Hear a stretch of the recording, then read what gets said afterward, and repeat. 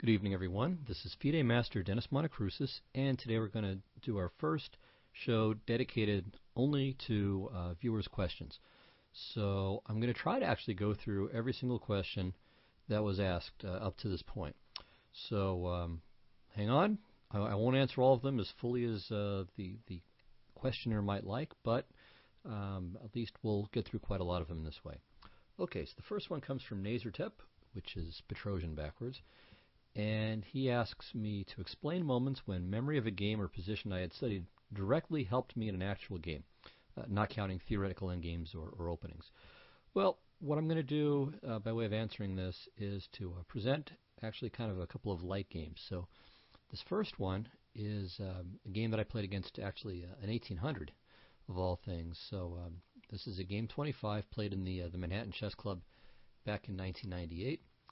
And I'm going to start from, let's see, maybe around here. Okay, so I'm white in this position, and I certainly have a nice advantage in kingside space, while my opponent, of course, would like to be able to get some counterplay on the queenside, but it's not that easy to achieve. Alright, so here I played bishop to g7.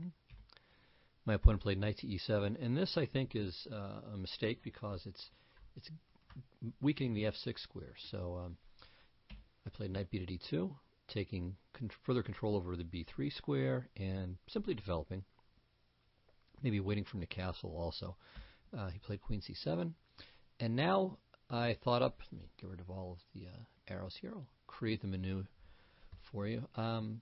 Realized that with this idea of h6, that I can exploit a weakness of the pawn on h7, and in fact this works very nicely. So I played h6, bishop f8, bishop f6, and then knight to g5. And I don't think I'd ever seen this idea before. Maybe I had, I'm not sure, but this is kind of an interesting little dynamic. And so I'm just going to play knight takes h7, retreat the knight back out, and run the h-pawn until it collects lots and lots of goodies. And this works to perfection. So my opponent realizes that if, with normal play, he's just dead lost here, and tries something very interesting. So he plays knight f5. And alright, first of all, the idea is just to grab the h-pawn while it's still on h6. But I realized that, okay, I can just play g4, because if he plays knight takes h6, I simply play knight takes h7. And the threat to take the bishop on f8, followed by the knight on h6, is decisive. So, realizing this, he played knight takes d4, and the rest of this just requires some accuracy and alertness, but nothing more. So c takes d4, c3, knight f3, that way on c takes b2, which he played, queen takes b2, knight c4, queen e2, bishop b4, check, king f1, a5, so he's aiming to play bishop to a6 and try to cause a little trouble for me on this diagonal, so I just get out of the way. King g2, bishop a6, and now finally I get to return to my original plan. Knight takes h7, knight a3, queen d1. Again, everything is covered. Even if he brings his queen into c3, which he does now, queen c3. Oops. I'm still completely fine. Everything's protected. Knight h to g5 makes it even more so, and simultaneously clears the path for the h-pawn. So king d7, h7. He plays rook h8, which lets me win two exchanges, or actually the exchange and a rook. So takes, takes, knight f7, rook over, takes, takes. And my opponent's clearly a bit of a bitter ender here. This is certainly a thoroughly decisive material advantage. But he's a skeptic. Bishop to d3, rook c1. Let's bring all of the pieces into the action. Knight c2, bishop b1. So I'm happy to trade, or better yet, win more material. Bishop b4, bishop c2, bishop f3, queen f3, queen takes d4. Okay, two rooks and a pawn up, and with the mating attack to boot, my opponent finally resigned. Alright, so the key idea here, though, that was finding this h6, bishop f6, knight g5, and go for the h-pawn idea. Okay, next game. So this is a blitz game of all things, and I'm black against an international master. So this is some 3-0 game played about a year and a half later on ICC. Okay, So my opponent played g3, and this is 3-minute chess, so I played h5. You know, it's actually not that bad. I mean, this is playable. I don't think I would recommend this as the absolute best possible way to meet this g3 opening, but it's playable. I don't think white should get more than a slight advantage at best against it, and certainly for blitz you can play it. So bishop to g2. Maybe white should even consider h4, but he played the more principled bishop to g2. I played h4, and okay, just make some moves here. b3, e5, bishop b2, knight c6.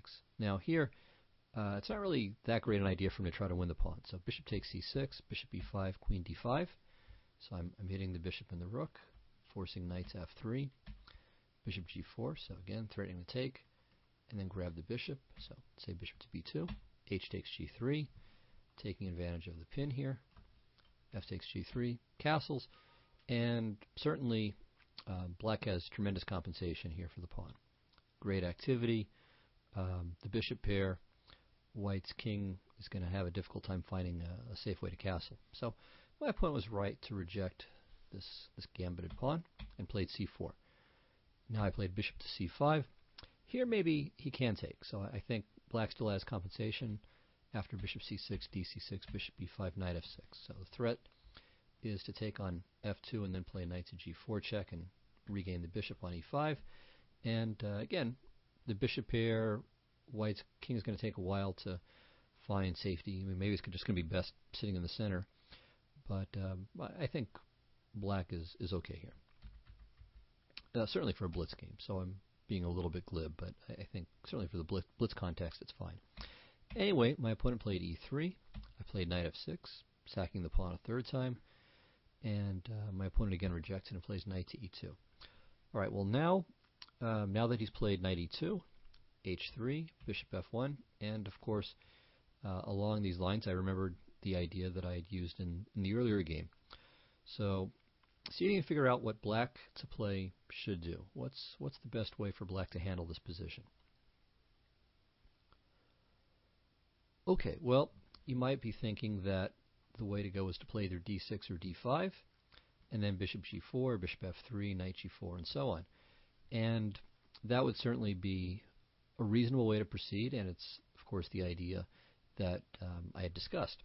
However, I found a more interesting way to do it, I think. I played b5.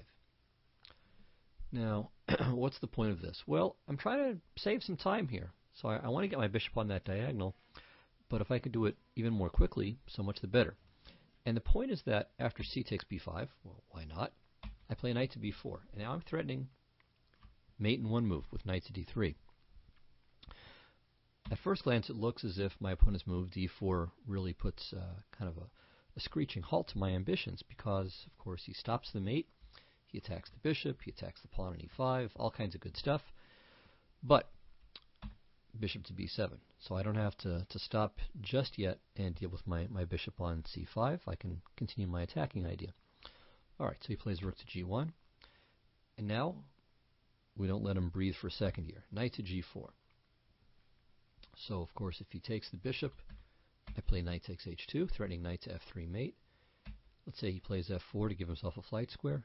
Knight f3 check, knight takes the rook on g1, and then the threat of h2, h1 leaves black with a winning position. Therefore, after knight to g4, my opponent played f4, kind of preemptively giving his king a flight square. But now I switch directions. Played knight takes e3. He saves his queen. I check. King to f2. And now one of my all-time favorite mates, this. So knight goes back to g4. And surprisingly enough, this is checkmate. So only 14 moves. One of my favorite blitz games that I've played. So anyway, we see the same kind of idea, and this served to inspire the b5 trick, and worked to perfection. All right, so not the most serious game in the world, but and interestingly, it's not something that I'd studied per se, except to the extent that I had reviewed my own game.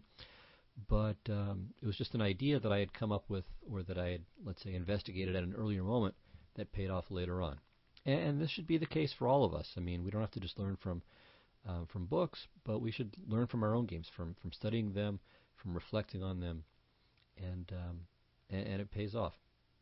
Okay, so the next question comes from Bucketman. So he asks, as a FIDE master playing in tournaments, how often do you know or deliberately make big efforts to study your opponent's preferred openings before going into the game? Do you often play completely blind in this area? Also, have you ever seen an obvious hole in an opponent's repertoire and used it to win in very short order? Does the ubiquity of databases now mean that no one can hide anymore? Well, to answer the first question, of course. I think just about everyone does this. I mean, if you have the opportunity to look up your opponent's preferred openings, or if you simply know the player, then yeah, absolutely. I mean, I've done this my whole life, really. And certainly most club players that I know, if they have the chance to steer the game in a certain direction, they'll do that as well. And yeah, I mean, with databases, it just makes it that much easier. And of course, it goes both ways. And sometimes you try to provide a little disinformation as well when possible. So there were a number of years where I wasn't playing, and the games in the databases were basically really, really old, or occasionally they were from online blitz tournaments, or rapid tournaments anyway. And in those events, I was playing just all kinds of rubbish, and most of that stuff is something, are openings that I would never play in a slow game. So yeah, to answer the question, absolutely. Now, kind of a fun story. I mean, there was when I was growing up, there was a player who was an expert, and I think I was an expert becoming a master at this point.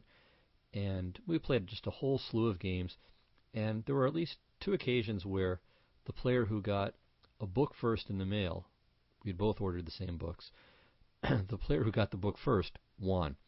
And in particular, I remember a game where we played this perennial variation of the Sicilian knight over with bishop to g5. So the line with bishop g5, and white ends up playing f5, f6, and then rook to g1. Super sharp variation, and at that point, it was still in the relatively early stages. But even now, I mean, there's all kinds of interesting developments that go on there from time to time. At any rate, in the then current issue of The Informant, black had been okay in the last major game in that variation. So it turned out that I got the next Informant a couple of days before he did, and there was a big hole in the line from the previous Informant, and so I knew what it was. He didn't. We raced through almost 30 moves. I made the new move. He shot me a glance. We followed the theory for 2, 3, maybe 4 more moves, and then he was just lost, and I won pretty easily from that. So that doesn't really usually, that's not usually the case, that you get to just win such a game automatically. But it can happen, and I have had that experience before. Okay, next question from Rags to Rooks. So he says, often when a player is worse in a position, annotators and commentators state something to the effect, he should complicate the play. What does that really entail? I assume one way is to keep as many pieces as possible on the board. What are some other ways, what are some other things you can try to mix up the position and give yourself a chance to win, or draw or win the game?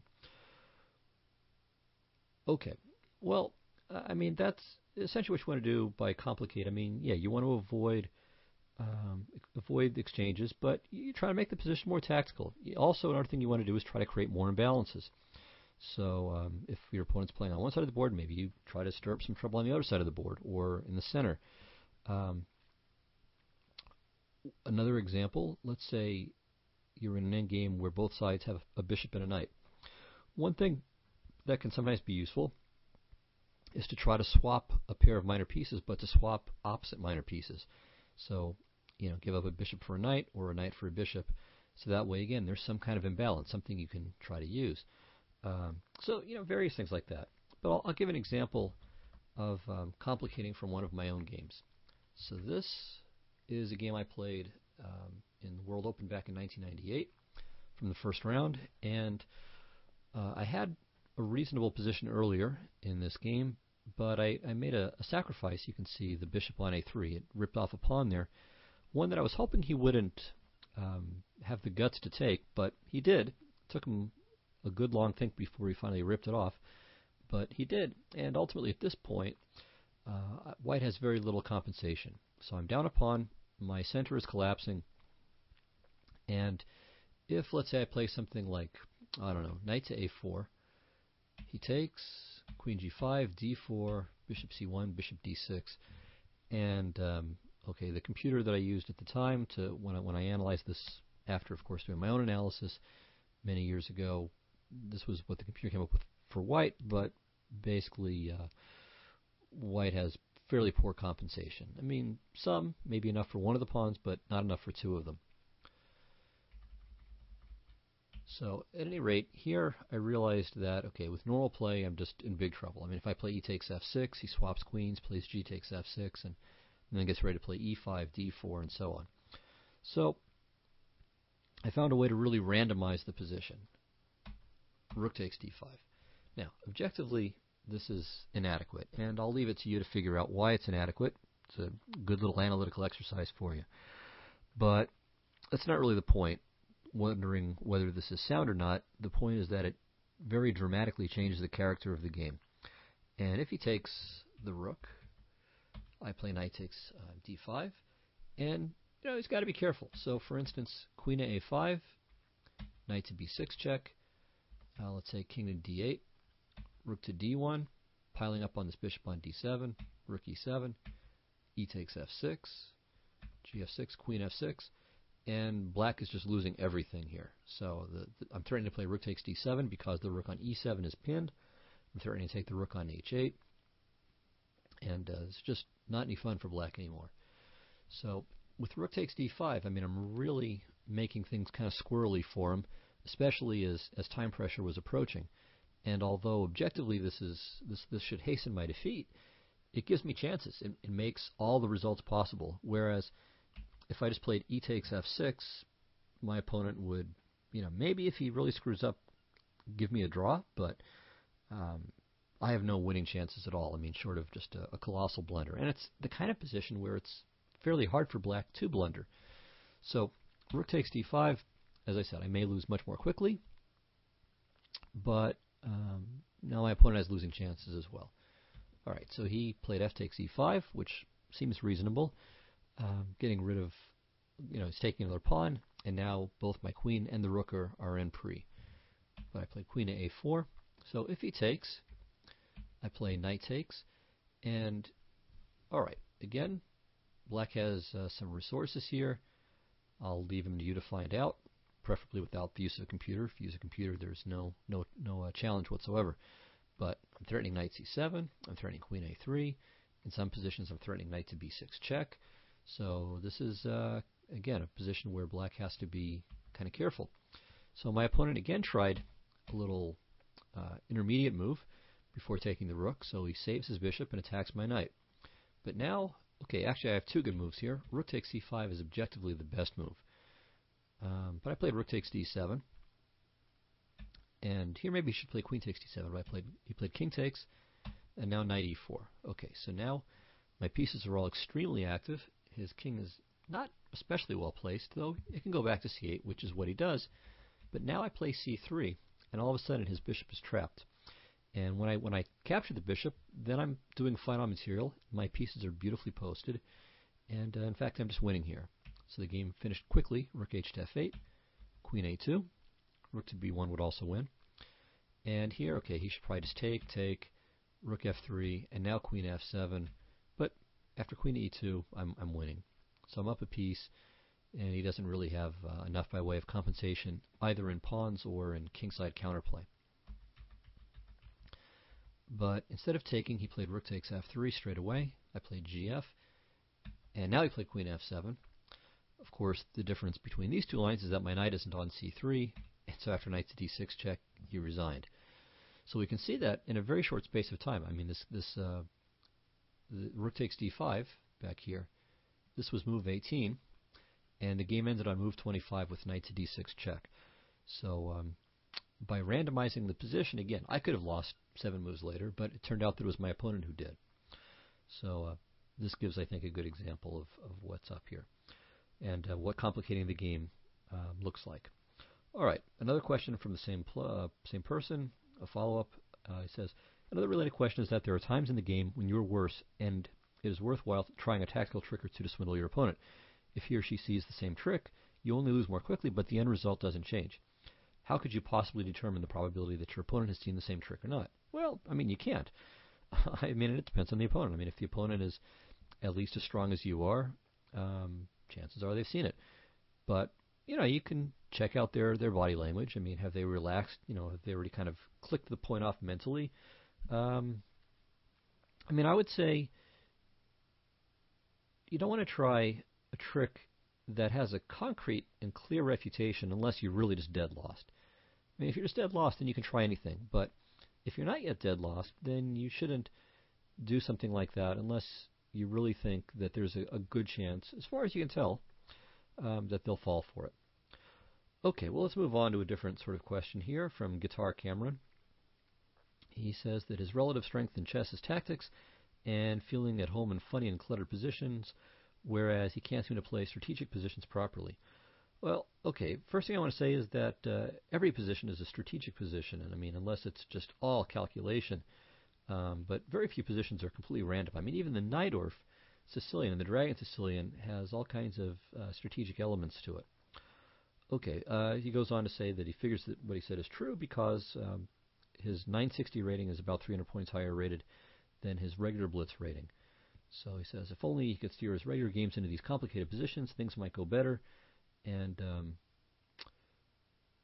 wants to know, what openings he might try where he can get messy positions, but not have to memorize a lot of theory, and of course not have the opening be bad.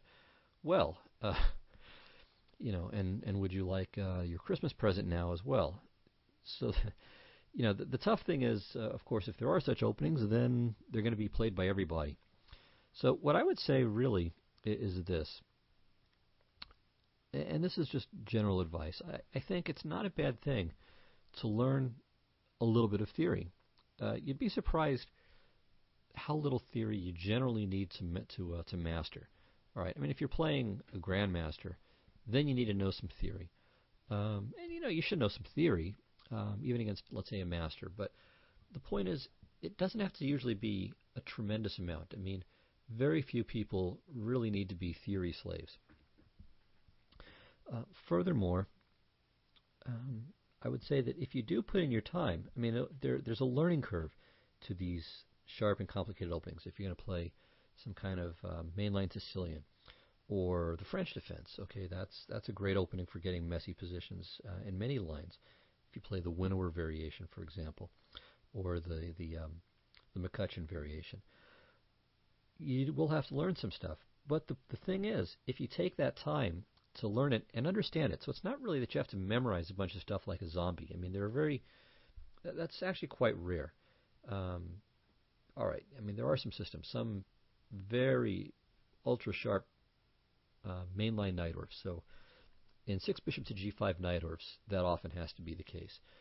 But not always. And in fact, the last game of the Anand Kramnik match, Kramnik was playing on his own from about move 9 or 10, and was okay against even the world's best player.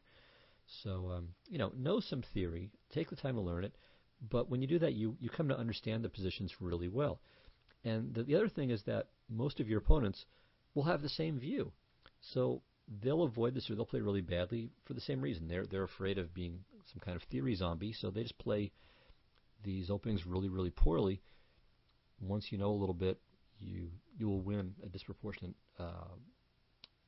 amount of games. Okay. Oops. Let's see. All right. So on to another question here. So this is from King Hunter, who asks about a certain line of the French. So let's get to the position in question.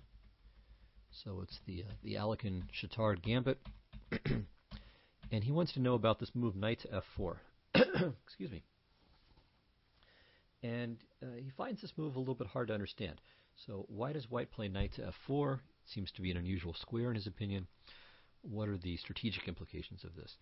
Well, the point of the knight on f4, well, in fact, the knight on f4 is really excellent. So let me get rid of that.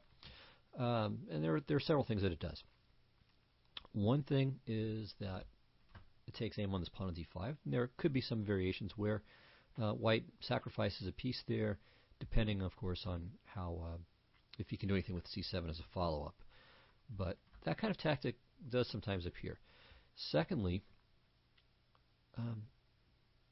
there can be pressure against g6.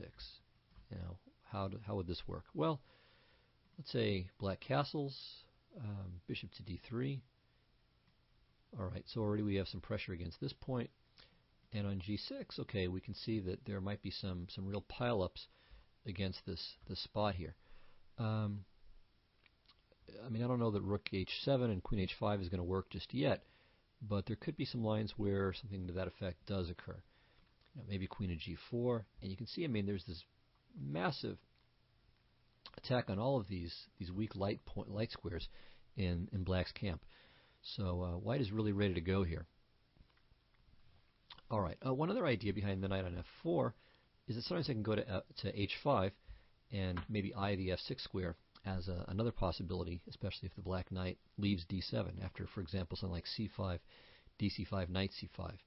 So there are quite a number of ways in which this knight on f4 can prove to be very well placed.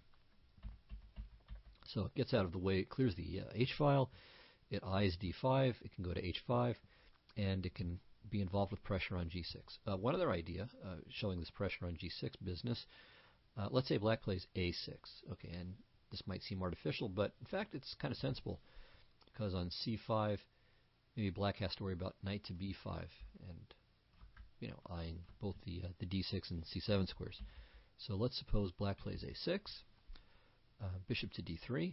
Okay, now of course black can't castle, but if you were to play g6, well, then it's quite possible that we have bishop takes g6, and after f takes g6, knight g6. All right, so there's yet another possible exploitation of the knight on f4. Okay, so that's I think that should answer that question. Next one from Ratiodoro. I'm not sure if I'm saying that right. The gentleman's real name is Rodrigo. Okay, so he wants to know, when should you or shouldn't you exchange in the center in positions with pawns for both sides? What kind of position is advantageous to relieve the pressure exchanging? And I just have to say that that's, I am afraid, just really too general a question. I mean, there really isn't any kind of hard and fast rule. I mean, I'll try to suggest maybe some broad ideas. If you have, let's say, the more advanced center, so let's actually go back to this French. Okay, knight c3. Well, white doesn't want to exchange in the center most of the time because then it would be balanced. So, you know, the exchange variation is pretty lame, precisely because now the pawn structure in the center is symmetrical. In fact, it's symmetrical everywhere, and so white gets no space advantage at all. Whereas after a move like knight c3, well, he does. Okay, now black, let's say, plays bishop to b4. Well, again, there's pressure on this pawn here. And sometimes white takes. I mean, that's been played before, but the main line is e5. And there are also some variations where white tries to maintain the pawn on e4 with, for example, knight to e2, and then on d takes e4 to play a3. So, you know, if you have the space advantage, then it behooves you most of the time to try to keep the pawn tension if resolving it means that you're kind of balancing things out in the center. But there are all kinds of reasons why you would make exchanges. I mean, it may clear a line. So if white wanted to get an open line for the bishop going to d3, well, that might be a reason to take on d5. If he could use the open e-file, if the situation was such that that were really useful, well, that would be another reason to make the exchange. So, you know, it really varies. I mean, and there's so many openings where there's some kind of fundamental pawn tension in the center where both players have to decide what to do, that you know, you really just have to take it one opening or maybe one variation at a time. And even there it can vary. So, okay, on to the next question. From King Hunter again. Yeah, let me just suggest, you know, just so I can get through more people's questions. I mean, if you've asked one already, then, you know, wait until another show before asking a new one. But okay, I'll try to get through all of them, as I said. So King Hunter asks, one thing that should be interesting for most amateurs would be an overview of openings in which a bishop is exchanged for a knight. For example, the exchange variation in the French. I think he means the exchange winnower. So again, e5, e5 bishop takes c3 later on there. or the Nimzo-Indian. The strategical aspects of these openings and some examples of wrong exchanges of the bishops on a knight could be very instructive. Well, again, the thing is that, like the previous question, I mean, it's so incredibly general that it's not really all that helpful to discuss it. I will say a couple of things though about these exchanges. So one is that the exchange of a bishop for a knight is usually done for one of two main reasons. One is to achieve some kind of structural advantage, and the other is to gain a temporal advantage. So, for example, let's take a look at the Trompowsky here. All right, so bishop to g5, and okay, white will take on f6. So if black plays d5, for instance, white will generally play bishop takes f6 here. And whichever way black recaptures, white gets a little something out of it in the process. So g takes f6 makes kind of a messy kingside structure for black, but also maybe some chances for nice play in the center. On the other hand, e takes f6 tends to be a little bit more stable, but gives white a fuller center. So let's say e takes f6, e3, and then white will often follow up with c4 at some moment. And this not only gives white a structural advantage, but also gives him a little bit of a central preponderance of space too. So that would actually be a third reason. So structure, space, and time. So going back to bishop to g5, okay, black will sometimes play e6, and here a popular approach for white is e4. So white grabs some space and has to take, because if bishop h4, g5, and he loses the e pawn. So bishop f6, queen f6, and white has this nice pawn center. He'll have a lead in development because black's queen usually has to retreat.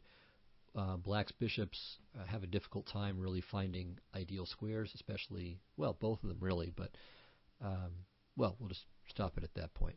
So white's going to have a time advantage and a space advantage, but black's structure is fine, and if he can slowly but surely neutralize white's space and time advantages, then he can look forward someday to using those bishops favorably.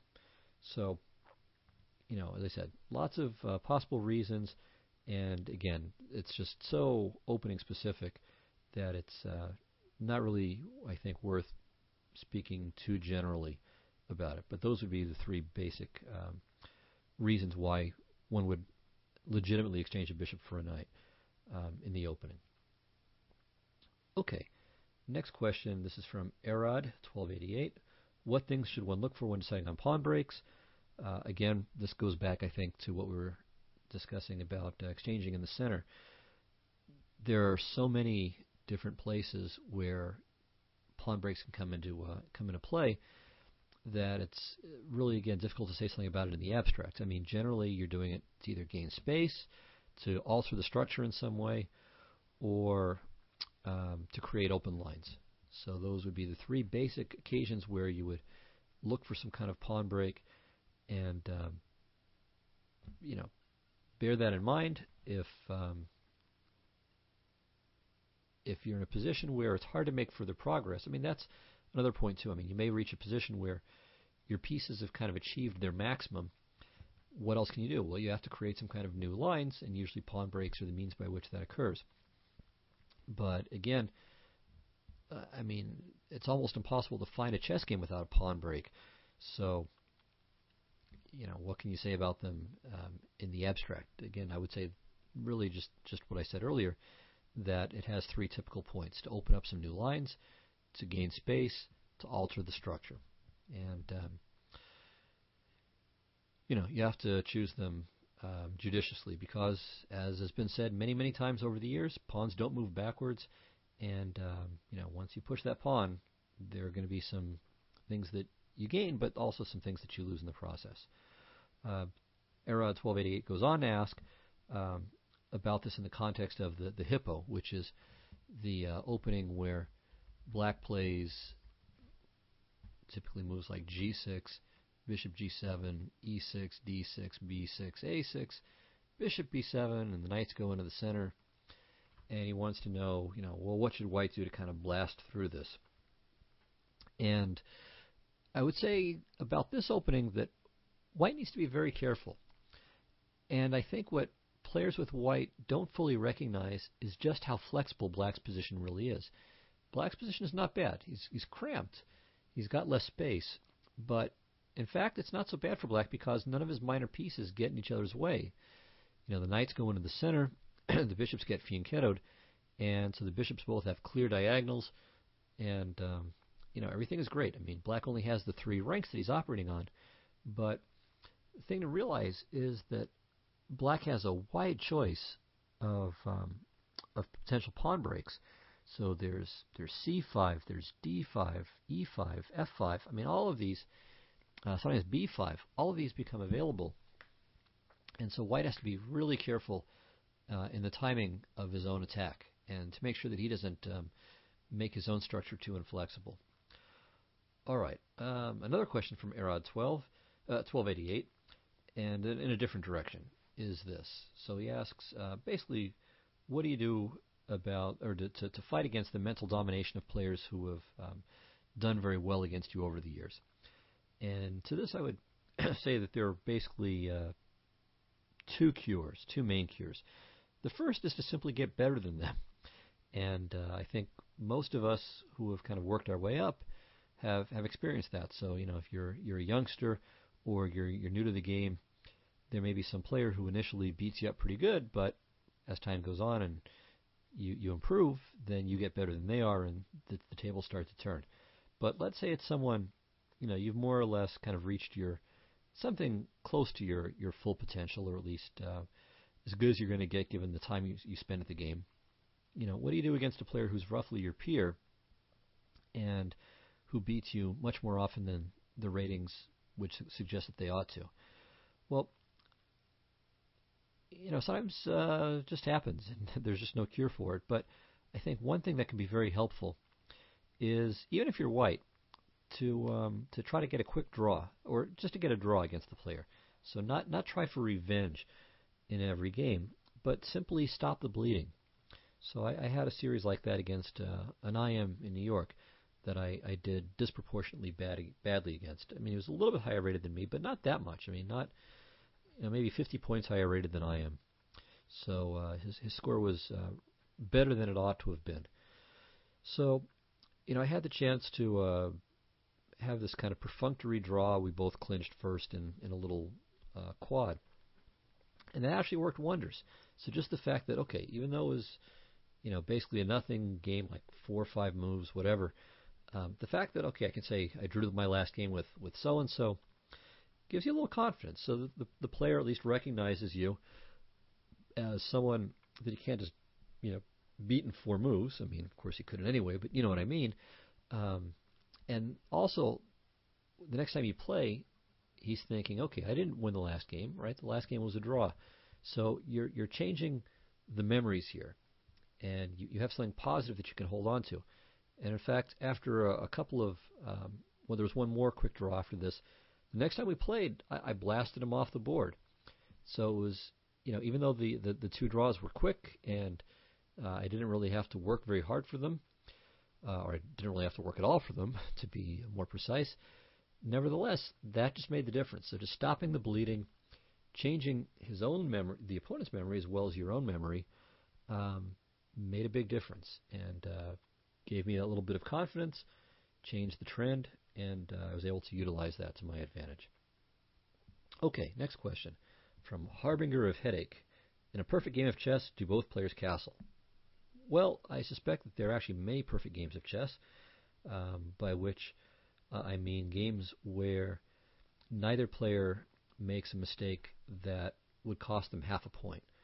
And I suspect that there are just countless thousands of such games. And probably in many of them, both players castle, and in some of them, one or more doesn't. But who knows? Okay, next one. Luke in Arizona says, I rarely see the isolated queen pawn used as an advantage. Some games showing this would be interesting. Well, okay, that would go well beyond the point of this particular type of show here. I mean, I'm trying to answer various questions, and usually I'm presenting one game for a whole show. So presenting some games with that would be excessive. But really, this shouldn't be a very difficult thing to find at all. I mean, there are just countless games where the side with the isolated queen pawn wins. And So I'll just mention one variation where you can find, I think, plenty of examples. So let's say via the semitarish, though this can also arise via the Caro-Can and even the Nimzo-Indian, the position we're going to get to. Okay, so here bishop to d3 or bishop to c4. And okay, I would suggest that you look up, just for instance off the top of my head, a number of games by Vasily Smyslov, the former world chess champion. So there were 2 games in his 1983 candidates match against Zoltan Ribley that you can check out, where he had the isolated queen pawn and won in decisive and very impressive fashion. There's a game where he defeated Anatoly Karpov, I think from the 1971 Soviet Championship. In fact, I did a show on that for ChessBase. So if you're a member of the Play Chess server, you can look that up. And in fact, while I'm doing a little bit of quickie advertising, I'll mention my blog as well, chessmind.powerblogs.com. So take a look at that site as well, chessmind.powerblogs.com. Okay, so anyway, as I said, those 3 Smyslov games, also Smyslov against Ivanchuk from, I think, the 1988 Soviet Championship. I mean, just countless games. So, just one thing you can do, if you've got ChessBase or some other database program, stick this position in it, and just do a database search for positions, or for games with this position where white wins. And you're bound to find plenty of examples, and they'll show, or as you go through them, you'll see many themes that are common to isolated queen pawn positions that show that kind of structure in its best light from white's point of view. Okay, next question from, I'm not even going to try to say it. So he has 2 questions. The first one is about analyzing. How does one analyze and determine which is a better move?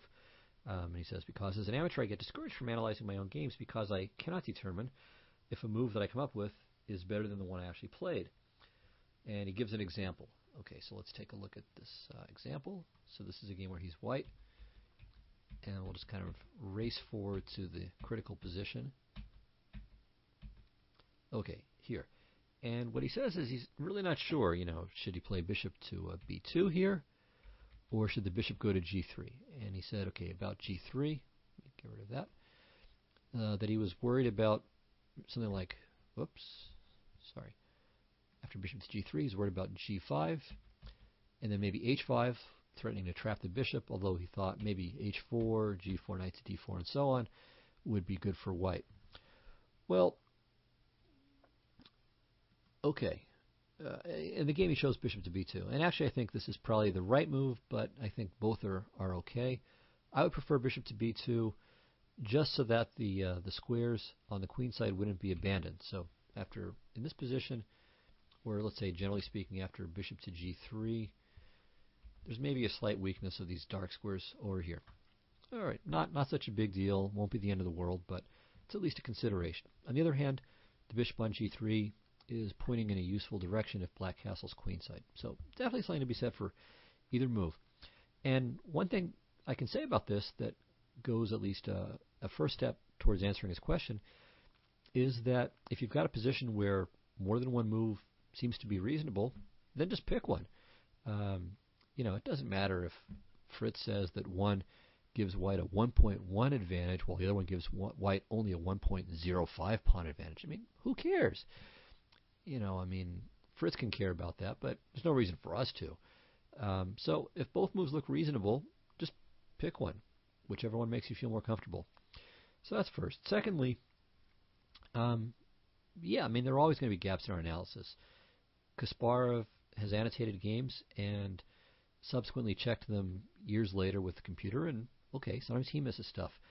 And sometimes he misses things that are strategical points as well, not even just tactical ones. So we're all flawed, but what we try to do when we're analyzing is, there are a number of things we can do. So one is, of course, and this is, I would say, most fundamental, especially for amateurs, is to figure out tactical errors. So, black's down a pawn. He should be looking to figure out, why did I lose this pawn? And and try to figure out, what was it about my game that led me to overlook this 2-move combination here? Right. So after bishop to b5, he saw, okay, there's a threat to take the pawn on e5 maybe, and I can't defend it because there's a pin. But there's not just it isn't saved by bishop to d7. You got to do something else to solve it. So you work your way backwards. So you see, okay, I'm in trouble at point at time t, so I want to go back to t minus n to figure out, well, where did I go from a position where I was okay to a position where I'm not okay? And this goes for strategic situations as well as simple tactics. If at one point you felt like you were about equal, and at some later point you feel like your position is just awful, even if material is still even, well, again, you work your way back. Try to figure out, well, okay, at t minus 1 move, is my position still lousy here? If so, well, keep going back. And, after you've really done the hard work of this, then it's okay, ask some other players, switch on the computer, but, try to basically go backwards, figure out where the key moment was, where the disaster took place. And even if you won, you should do that for your opponent, or if you lost some of your advantage along the way, figure out where you lost it. Something else you can do, and this applies especially in the opening and the middle game, is to look for structures that are similar. So if you had a certain kind of structure, going back to our isolated queen pawn setup, and let's say black got destroyed by a kingside attack, well, what you should do is look up games in the structure and see how players with black defended successfully against some of white's typical attacking ideas. Or conversely, if white lost because of the isolated pawn, you should look up games to see, well, what did white players do about that? How did they gain counterplay and avoid disaster? All right, so that's, I think, enough about this one. All right, so let's go on to another player's question.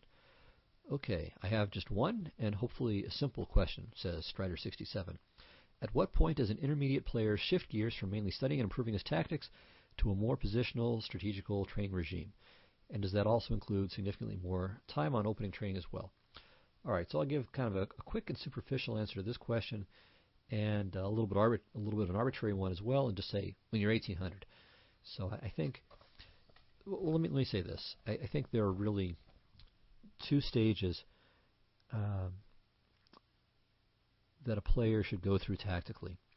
The first stage is when you get to the point where you're no longer hanging pieces to one-move attacks, or putting them into one-move attacks. So that's the first, that you're cured of one-move blunders. Okay, anyone can have some disaster sometime, but that it's extremely rare. It's not a part of every other game. So that's the first stage. The second stage is to get to the point where you're competent in basic tactical ideas like pins, forks, skewers, double attacks, discover check, all the stuff you find in elementary tactics books like Reinfeldt's 1001, winning combinations and sacrifices, or chess tactics for juniors, or any of these kind of fundamental elementary tactics books. So once you've got those kind of down, there's always going to be very complicated versions that could test even a grandmaster, but you basically see, okay, this is that kind of position. There should be a knight fork, or there should be some kind of double attack. Once you've got that down, then you're kind of ready to graduate to other topics. But really, until then, it's all right to look at a little positional chess. I think even once you're maybe 1300, a book like Jeremy Silman's How to Reassess Your Chess can be very useful, or Nimzovich's My System. But job one until then should be these fundamental tactics. Okay, Peter91 says, I have the tendency to screw up the last one or two rounds in a tournament. I play pretty well with Herman, have got opportunities for a prize, and I play really bad in the last round. Is there a way to change this? Well, yeah, if you play really poorly in the last one or two rounds in the tournament, I would say drop out before those last rounds. Okay, I'm kidding. But no, I would say there's maybe one of two things that could be going on. So one, of course, is bad nerves.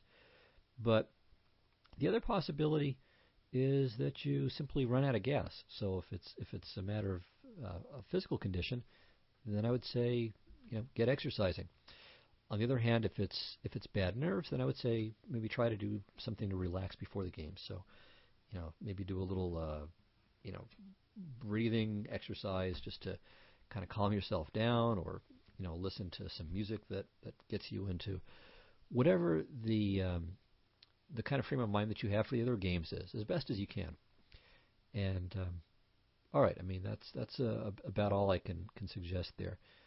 So try to be calm, or at least if you're nervous the other rounds, if you're let's say excited, then try to get back into that frame of mind. So maybe be consistent as well in whatever your pregame routines are. So whatever works for you in the earlier rounds, try to do the exact same thing for the later rounds. All right. So, okay, another question from Maddie92192. When analyzing an over-the-board game, is it more beneficial to use a computer or just look at yourself? Okay, I can't emphasize this enough. It's absolutely worthless to use a computer. In fact, that's the best way to make your chess worse. Okay, absolutely do not use a computer to analyze until you've milked the game yourself for almost everything you can. Yeah, I mean, using a computer to analyze for you is just atrocious. I mean, I'm just going to say the same thing in more and more strong terms. So the point's clear. If you want to become weaker and weaker, use a computer all the time to analyze. If you want to get better, or at least maintain where you are, use your own brain, use your mind. The computer doesn't help you. The computer only helps at the very end to help you see where your blind spots are, and that's it. So work at it yourself. Okay, Dandy Dan asks, what can players of different skill levels hope or expect to gain from studying master games? Well, quite a lot. I mean, you get to see, first of all, I think there's kind of an osmosis effect that as you look at lots of master games, you start to see what good games are supposed to look like. So you see where pieces tend to go. If you think about it from the standpoint of openings or pawn structures, you get to learn what the typical plans are in certain openings or structures. By having an attitude of humility, too, this is really important. So if you're going over a player's game and you don't understand why they did it, well, that should be the occasion for you to try to figure out, well, what is the point of this? And really dig deep. Now, ideally what you should do, I think, is to analyze master games that have notes preferably by the winner, by the winner him or herself, and first try to do it as a solitaire exercise. So try to figure out one move at a time what the player played. So it doesn't matter, forget points. I mean, that kind of stuff is just a stupid gimmick. It doesn't matter how many points you get or what your imaginary ELO is based on this one game. All that does is motivate cheating and, let's say, excessive tension, and it gets the focus off of just trying to learn from the game. So forget that stupidity. Just get a raw game score. Let's say start from the point where you're out of what you consider to be book, and just write down the move. Spend time. Give yourself a couple of hours to do it, an hour and a half, 2 hours, whatever. Write down the move that you think. Okay, when you're wrong, make a note of it, and then enter the player's next move. So it's a good way to do it is to do it using your computer. And if you have ChessBase, put it on the training tab so you can't see what the next move ever is. And so after you've made your guess, written it down, hit the arrow key, see what the player actually did, arrow key again to see what the opponent did, and back to guessing, and just go all the way through the game. So once you've done that, try to figure out why you got wrong what you got wrong, if you haven't already during the game. And after having done that, then look at the player's notes. Okay, so that will often be very illuminating.